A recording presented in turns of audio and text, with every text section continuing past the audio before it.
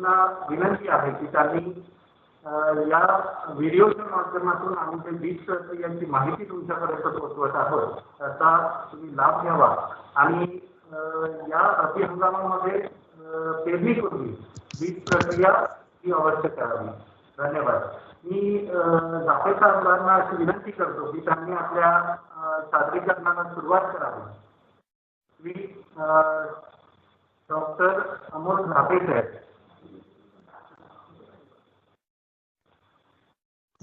धन्यवाद साहेब. नमस्कार शेतकरी बंधूंनो, आज आपण रब्बी पिकांमध्ये बीज प्रक्रिया या विषयावरती आपणासोबत हितगुज करणार आहोत. कारण की ज्या कोणत्या पिकांची आपण लागवड करत असताना बीज प्रक्रिया हा जो भाग आहे हा अत्यंत महत्वाचा आहे. कारण की आपणास माहित आहे, शुद्ध बीजापोटी फळे रसाळ गोमटी ही अशी जी म्हण आहे ती इथे प्रत्यक्षात खूप लागू पडते. तर आज आपण बीज प्रक्रिया या विषयावरती जाणून घेऊया. सर्वप्रथम एक साधा प्रश्न की बीज प्रक्रिया म्हणजे काय? तर बीज प्रक्रिया म्हणजे बियाणे पेरण्यापूर्वी जमिनीतून किंवा बियाण्यातून पसरणारे विविध रोग व पिढींचा प्रादुर्भाव टाळण्यासाठी, तसेच बियाण्यांची उगवण क्षमता वाढविण्यासाठी व रोपे सतेज आणि जोमदार वाढवण्यासाठी बियाणांवर वेगवेगळी जैविक व रासायनिक औषधांची केली जाणारी प्रक्रिया म्हणजे बीज प्रक्रिया आहे. साधारणतः बीज प्रक्रिया जेव्हा आपण करत असतो तर त्याचे खूप चांगले फायदे आपल्याला मिळत असतात. कारण की जेव्हा आपण बीज प्रक्रिया करतो तेव्हा जमिनीतून व बियाण्यांद्वारे पसरणाऱ्या रोगांचा प्रादुर्भाव आपल्याला टाळता येतो. तसेच बीज प्रक्रिया केली असता बियाण्यांची उगवण क्षमता ही वाढते. त्याचप्रमाणे रोपे सुद्धा जोमदार होतात आणि परिणामी आपल्या पिकांच्या उत्पन्नामध्ये वाढ होते. त्याचप्रमाणे बीज प्रक्रिया करत असताना खर्च हा कमी येतो. त्यामुळे कीड व रोगाचं नियंत्रण नंतर करण्याचा जो खर्च आहे तो आपल्याला टाळता येतो. तर अशा या फायदेशीर बाबीकडे आपण लक्ष दिलं पाहिजे आणि बीज प्रक्रिया कशा पद्धतीने करायची, कशाने करायची याबद्दल जाणून घेणे हे आपणास प्राप्त ठरते.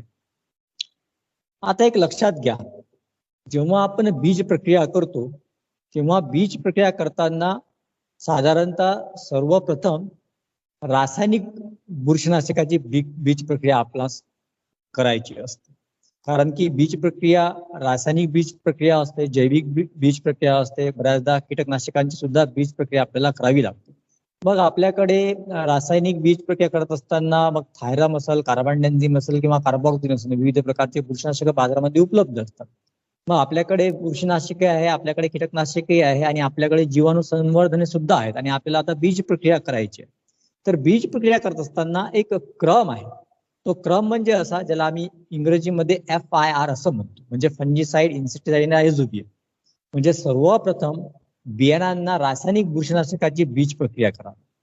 तदनंतर आपल्याला जर कीटकांचा प्रादुर्भाव असेल, किडींचा प्रादुर्भाव असेल तर कीटनाशकाची बीज प्रक्रिया करावी व तदनंतर काही वेळाने जीवाणू संवर्धनाची बीज प्रक्रिया आपण करू शकतो. मग रायझोबियम असेल, अझोटोबॅक्टर असेल किंवा PSB असेल. तर या क्रमाने बीज प्रक्रिया करणं हे क्रमप्राप्त असते. आपण या स्लाइडमध्ये बघू शकता बीज प्रक्रिया करण्याचा क्रम 1, 2 आणि 3. बुरशीनाशकाची बीज प्रक्रिया, कीटकनाशकाची बीज प्रक्रिया आणि तदनंतर सर्वात शेवटी रायझोबियम किंवा अझोटोबॅक्टरची बीज प्रक्रिया आणि मग नंतर PSB म्हणजे स्फुरद विरघळणारे जीवाणू याची बीज प्रक्रिया आपल्याला करता येते. तर या क्रमाने साधारणतः आपल्याला बीज प्रक्रिया करायची असते. आता ती बीज प्रक्रिया कशा प्रकारे करायची ते आपण आता थोडक्यात जाणून घेऊया. आता जसं मी म्हटलं की रासायनिक बुरशीनाशकाची बीज प्रक्रिया, मग आता आपल्याला रब्बी हंगामामध्ये चण्याची लागवड करायची आहे, गव्हाची लागवड करायची आहे, जवसाची लागवड करायची आहे. त्यापैकी आपल्याला ज्या कोणत्या पिकाची आपल्याला लागवड करायची आहे त्याकरिता जर आपल्याला सर्वप्रथम बीज प्रक्रिया करायची असेल तर ती बुरशीनाशकाची बीज प्रक्रिया करणं हे अत्यंत गरजेचं आहे. कारण की आपल्याला माहित आहे जेव्हा आपण चण्याची लागवड करतो, केली असता चण्यावरती फार मोठ्या प्रमाणात खोडकूज, मुळकूज आणि मर रोग याचा प्रादुर्भाव आपल्याला दिसून येतो आणि त्यामुळे बऱ्याचदा आपल्या पिकांचं किंवा उत्पादनामध्ये कमालीची घट सुद्धा आहे. म्हणून साधारणतः रासायनिक बुरशीनाशकाची बीज प्रक्रिया करणे सुद्धा हरभऱ्यामध्ये अतिशय फायद्याचं ठरतं. रासायनिक बुरशीनाशकाची बीज प्रक्रिया करत असताना कोणत्या बुरशीनाशकांचा आपण वापर केला पाहिजे? एकतर आपण थायरम या बुरशीनाशक वापर करू शकतो, ज्याची मात्रा आहे 3 ग्राम प्रति किलो बियाणे. त्याचप्रमाणे कार्बोक्सिन नावाचं एक बुरशीनाशक आहे, जे बाजारामध्ये विटामॅक्स या नावाने उपलब्ध राहते. त्याची 2.5 ग्राम प्रति किलो बियाणास आपण बीज प्रक्रिया करू शकता, किंवा मग कार्बानडेन्झिम 3 ते 4 ग्राम प्रति किलो बियाणास घेऊन आपण बीज प्रक्रिया करू शकतो. बुरशीनाशकाची बीज प्रक्रिया करत असताना हातामध्ये रबरी किंवा प्लास्टिकचे हातमोजे घालणं अतिशय गरजेचं असतं. तर साधारणतः थायरम किंवा कार्बोक्सिन किंवा मग कार्बानडेन्झिम हे रासायनिक बुरशीनाशक बीज प्रक्रियेसाठी अतिशय फायद्याची ठरतात. आता रासायनिक बीज प्रक्रिया करत असताना आपण कोणती काळजी घेतली पाहिजे, कशा पद्धतीने रासायनिक बीज प्रक्रिया आपल्याला करता येईल? पहिली तर बुरशीनाशकाचे द्रावण तयार करून आपण बीज प्रक्रिया करू शकतो. या प्रक्रियेमध्ये समजा आपल्याकडे 100 किलो बियाणे असेल तर 100 किलो बियाणामध्ये 1 लिटर पाणी टाकून आता सांगितल्याप्रमाणे बुरशीनाशक घ्यायचं आणि बुरशीनाशक घेतल्यानंतर या बियाणांमध्ये हे द्रावण व्यवस्थितपणे मिश्रित करायचं. लाकडी दांडाने किंवा उथळाने किंवा हातमोजे घालून हा सर्व जे बियाणं आहे हे या बियाणांना हे जे द्रावण आहे हे व्यवस्थित लागलं पाहिजे, याप्रमाणे त्यांना खालीवर करायचं आणि बियाणं जोपर्यंत सुकत नाही तोपर्यंत त्या बियाणा घोळवत राहायचं, म्हणजे जेणेकरून सर्व बियाणांना आपलं द्रावण हे लागलं पाहिजे. तर अशा प्रकारे रासायनिक बुरशीनाशकाचं द्रावण तयार करून आपण बीज प्रक्रिया करू शकतो.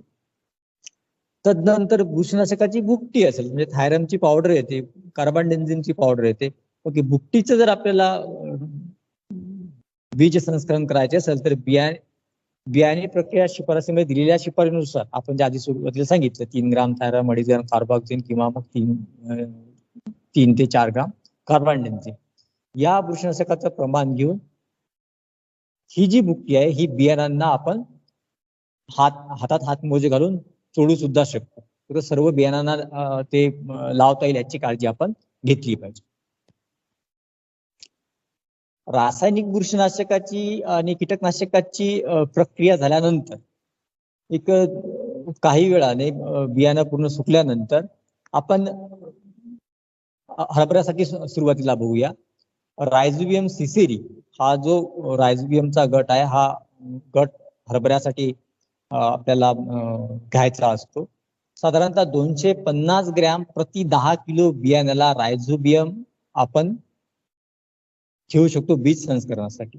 तर रायझोबियम हा एक जीवाणू आहे आणि हा जीवाणू जेवढेही डाळवर्गीय पीक आहे, याला आपण कडधान्य म्हणतो, या कडधान्यांच्या मुळाची ज्या गाठी असतात त्या गाठी मध्ये रायझोबियम जीवाणू असतो आणि हा रायझोबियम जीवाणू सहजीवी पद्धतीने पिकांना नत्र उपलब्ध करून देतो. म्हणजे आपण जर रायझोबियम जीवाणूचं बीज संस्करण केलं तर आपल्या पिकांना नत्र हे अधिक प्रमाणात उपलब्ध होण्यास मदत होते. मग रायझोबियम याचं आपल्याला 250 ग्रॅम प्रति 10 किलो बियाणांसाठी आपण घेऊ शकतो. त्याचप्रमाणे स्फुरद विरघळणारे जीवाणू सुद्धा अलीकडच्या काळामध्ये बाजारामध्ये उपलब्ध असतात, त्याला आपण पीएचडी म्हणतो. याची मात्रा 200 ग्राम प्रति 10 किलो बियाण्यास आपण घेऊ शकतो. स्फुरद विरघळणारे जीवाणू हे अतिशय उपयुक्त आहेत. स्फुरद विरघळणारे जीवाणूचं कार्य असं आहे की जमिनीमध्ये जे उपलब्ध नसलेलं जे स्फुरद आहे ते स्फुरद हे जीवाणू पिकांना उपलब्ध करून देतात आणि मग पिकांना स्फुरद हे उपलब्ध झाल्यामुळे पिकांना जे मुख्य अन्नद्रव्य आहे ते उपलब्ध होऊन जाते. त्याचप्रमाणे आपण ट्रायकोडर्मा सुद्धा याच्यामध्ये घेऊ शकतो, ज्याला 10 किलो बियाण्याला 50 ग्रॅम ट्रायकोडर्मा हा पुरेसा होतो. आता ट्रायकोडर्मा आपल्याला माहित आहे, ट्रायकोडर्मा ही एक बुरशी आहे. मात्र ट्रायकोडर्मा बुरशीचं जे कार्य आहे ते कार्य म्हणजे जमिनीमध्ये किंवा बियाण्यांवरती असणारे जे रोगकारक सूक्ष्मजीव आहेत, मग फ्युझेरियम असेल, रायझोक्टोनिया असेल, स्क्लेरोशियम असेल, ज्याच्यामुळे खोळकूज, मुळकूज आणि मर रोग इत्यादी रोग आपल्या पिकांना होत असतात, त्या रोगकारक बुरशींच्या नियंत्रणासाठी हा ट्रायकोडर्मा अतिशय उपयुक्त असतो. म्हणून या जीवाणूंचं संवर्धन लावत असताना आपण ट्रायकोडर्मा सुद्धा तदनंतर यांना लावू शकतो. आता एक लक्षात घ्या की अलीकडच्या काळामध्ये जसं तुम्हाला या टेबलमध्ये दिसत आहे की मी 250 ग्रॅम रायझोबियम सिसिरी 10 किलो बियाणं सांगितलं. आता अलीकडच्या काळामध्ये जीवाणू कन्सोर्शिया म्हणून एक बाजारामध्ये लिक्विड फॉर्म्युलेशन उपलब्ध आहे.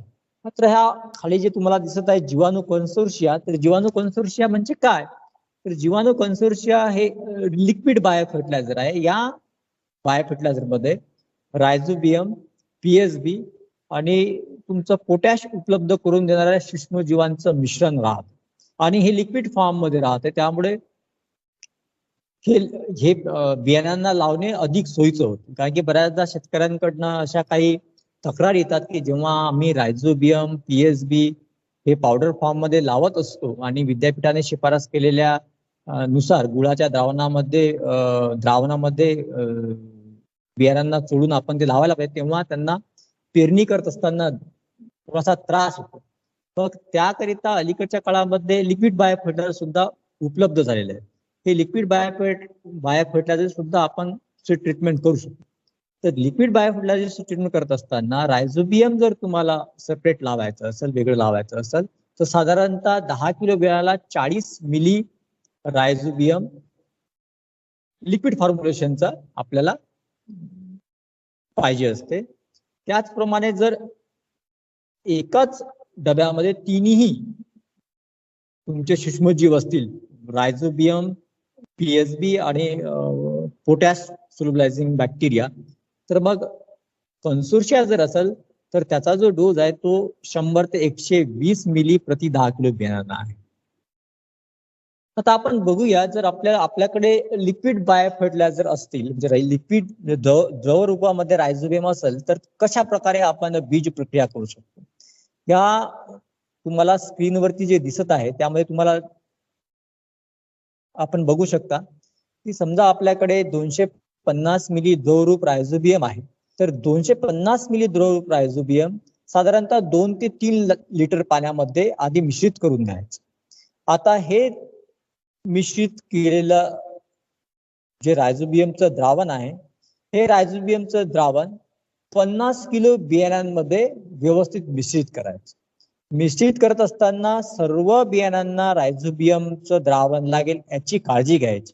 हे करत असताना हातामध्ये हातमोजे घालायचे आणि एखाद्या मातीच्या भांड्यामध्ये किंवा मग तुमच्या एखादा जर हौद असेल तुमचा सिमेंटचा बांधला, त्याच्यामध्ये सुद्धा तुम्ही ही बीज प्रक्रिया करू शकता. 250 मिली रायझोबियम 2 ते 3 लिटर द्रावणामध्ये मिश्रित करायचं आणि हे मिश्रण 50 किलो बियाण्यांना व्यवस्थित चोळायचं. तर चोडल्यानंतर जेव्हा तुम्हाला असं वाटेल की पूर्ण बियाण्यांना आता रायझोबियम चोळून झालेला आहे, तर नंतर मग उपचारित बियाणे सावलीमध्ये सुकू द्यायचे आणि त्यानंतर आपण ते बियाणं पेरणीसाठी वापरू शकता. तर अशा पद्धतीने आपण लिक्विड रायझोबियमची बीज संस्करण करू शकतो. आता गहू पिकासाठी जर तुम्हाला ट्रीटमेंट करायचे, बीज संस्करण करायचं असेल, तर गहू पिकाला सर्वप्रथम रासायनिक बुरशीनाशकाची ट्रीटमेंट आपण करायची आणि त्यासाठी कार्बोक्सिन 75% 2.5 ग्राम प्रति किलो बियाण्यात याप्रमाणे आपण जर बीज संस्करण केलं तर ज्याला आम्ही लूज स्मट म्हणतो, म्हणजे अंतर्गत कानी, हा एक अतिशय महत्वाचा रोग आपल्या गव्हावरती दिसतो आणि इतरही बुरशीजन्य रोग या बुरशीनाशकाच्या बीज संस्करणाने आपण दूर करू शकतो. आधी कार्बोक्सिन 75% 2.5 ग्राम प्रति किलो बियाणे या प्रमाणात बीज संस्करण करायचं. तदनंतर बियाणे व्यवस्थित सुकवून पुढील जीवाणू प्रक्रियेसाठी आपण हे बियाणं वापरू शकतो. आता गव्हामध्ये आपल्याला जर बीज प्रक्रिया करायची असेल, जसं आधी चण्यामध्ये आपण रायझोबियम वापरतो, आता गव्हामध्ये रायझोबियम न वापरता आपण ॲझोटोबॅक्टर नावाचा जो सूक्ष्मजीव आहे जो पिकांना नत्र उपलब्ध करून देतो. हा असहजीवन पद्धतीने मुळांच्या गव्हाच्या मुळांच्या जवळ राहून हवेतील नत्र स्थिर करून गव्हाला उपलब्ध करून देतो. तर ॲझोटोबॅक्टर या जीवाणूची मात्रा 250 ग्रॅम प्रति 10 किलो बियाण्यासाठी आपण घेऊ शकतो. त्याचप्रमाणे स्फुरद विरघळणारे जीवाणू 200-250 ग्रॅम प्रति 10 किलो बियाणे याप्रमाणे आपण घेऊ शकतो. सोबतच आपण ट्रायकोडर्मा जर लावला 50 ग्रॅम प्रति 10 किलो बियाण्यास तर अधिक फायद्याचं ते होईल. तर अशा प्रकारे गव्हामध्ये आपण रायझोबियम लावतो ॲझोटोबॅक्टर नावाचा सूक्ष्मजीव इथे वापरू शकतो आणि गव्हाचं बीज संस्करण करू शकतो.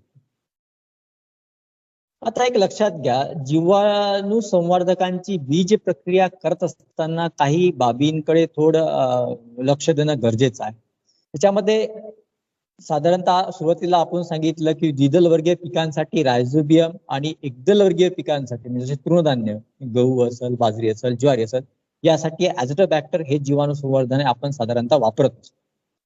याची जी मात्रा आहे ती म्हणजे 250 ग्रॅम जीवाणू संवर्धन प्रति 10 किलो बियाण्यास आपण वापरायला हवं.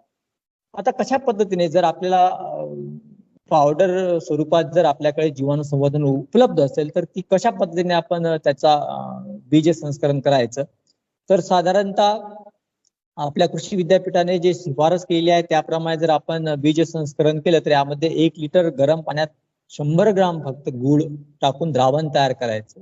द्रावण थंड झाल्यानंतर त्यामध्ये 250 ग्रॅम जीवाणू संवर्धन टाकून बियाण्यास हळूवार लावावे किंवा जीवाणू संवर्धकांचा लेप बियाण्यांवर समप्रमाणात बसेल व बियाणांचा पृष्ठभाग खराब होणार नाही याची काळजी घ्यायची. बियाणे ओलसर करूनच जीवाणू संवर्धन सारख्या प्रमाणात बियाण्याला लावावे व जीवाणू संवर्धन लावल्यानंतर बियाणे सावलीमध्ये सुकू द्यावे. अशा बीज प्रक्रिया केलेल्या बियाण्यांची पेरणी ताबडतोब करावी, साधारणतः 24 तासाच्या आतमध्ये. जीवाणू संवर्धनाचा जेव्हा आपण वापर करत असतो तेव्हा आपल्या पर्यावरणावरती कोणताही त्याचा विपरीत परिणाम होत नाही. तसेच जमिनीमध्ये सेंद्रिय पदार्थ कुजून जमीन सुधारण्यास सुद्धा जीवाणू संवर्धनाची मदत आपल्याला नेहमी होत असते. जीवाणू संवर्धन लावताना काही दक्षता आपण बाळगायच्या असतात. त्या दक्षता कोणत्या आहेत ते आपण बघूया. जीवाणू संवर्धन प्रक्रिया ही बुरशीनाशके किंवा कीटकनाशकाच्या प्रक्रिया केल्यानंतरच करण्यात यावी, जे आपण सुरुवातीला सांगितलेलं आहे. जीवाणू संवर्धन लावण्यापूर्वी जर बियाण्यास कीटकनाशके बुरशीनाशके लावलेले असतील तर जीवाणू संवर्धन नेहमीपेक्षा 1.5 पट जास्त प्रमाणात लावावे. हा एक अतिशय महत्वाचा मुद्दा इथे आहे की जीवाणू संवर्धनात जर आपण आधी बुरशीनाशक लावलेलं असेल तर मात्र जे प्रमाण आपण सांगितलेलं आहे 250 ग्राम प्रति 10 किलो बियाण्यास ते प्रमाण 1.5 पटीने वाढवून द्यायचं. रायझोबियम जीवाणू संवर्धनाची प्रक्रिया पाकिटावर नमूद केलेल्या गटाप्रमाणे करावी. म्हणजे साधारण उदाहरणार्थ आपल्याला रायझोबियम हरभऱ्यासाठी वापरायचा आहे तर रायझोबियम सिसिरी या गटाचा उपयोग तिथे आपण करायला पाहिजे. ट्रायकोडर्मा ही जे जैविक बुरशीनाशक आहे सोबत रायझोबियम ॲझोटोबॅक्टर विरघळणाऱ्या जीवाणू संवर्धनाची बीज प्रक्रिया आपल्याला म्हणजे ट्रायकोडर्मा सोबत रायझोबियम किंवा ॲझोटोबॅक्टर आपण लावू शकतो. तर अशा पद्धतीने आपण जर बीज प्रक्रिया केली तर निश्चितच आपल्याला चांगला फायदा होतो. कारण की बीज प्रक्रिया जर आपण केली तर आपल्याला जमिनीमधून आणि बियाणांमधून जे विविध प्रकारचे रोग होत असतात आपल्या पिकांना त्याचा अतिशय चांगल्या प्रकारे आपल्याला नियंत्रण करता येते. कारण की आपल्याकडे हरभऱ्यामध्ये फार मोठ्या प्रमाणात कुळकूज, मुळकूज आणि मर रोग याचा प्रादुर्भाव होतो आणि साधारणतः बीज संस्करण हे एक खूप उपयुक्त असं नियंत्रणाची पद्धत त्या रोगांसाठी आहे. कारण की उभ्या पिकामध्ये जेव्हा या रोगाचा प्रादुर्भाव होतो तेव्हा फवारणीच्या माध्यमातून या रोगांचं नियंत्रण हे जास्त प्रमाणात आपल्याला करता येते. त्याचप्रमाणे आपण जे पिकांना वर खते देत असतो, मग नत्र असेल, पलाश असेल, स्फुरद असेल, तर वर खते देण्याचा जो खर्च आहे त्यापेक्षा फार कमी खर्चात आपण जर जीवाणू संवर्धने लावले तर आपल्याला नत्र, स्फुरद आणि पालाश पिकांना उपलब्ध करून देता येते. म्हणून अशा प्रकारे आपण जर थोडस काळजीपूर्वक बीज संस्करण केलं तर निश्चितच आपला लागवडीच्या खर्चामध्ये बचत होते आणि त्याचप्रमाणे आपल्या पिकांची जोमदार वाढ होऊन आपल्या उत्पादनामध्ये सुद्धा वाढ झालेली आपल्याला दिसून येत असते. धन्यवाद.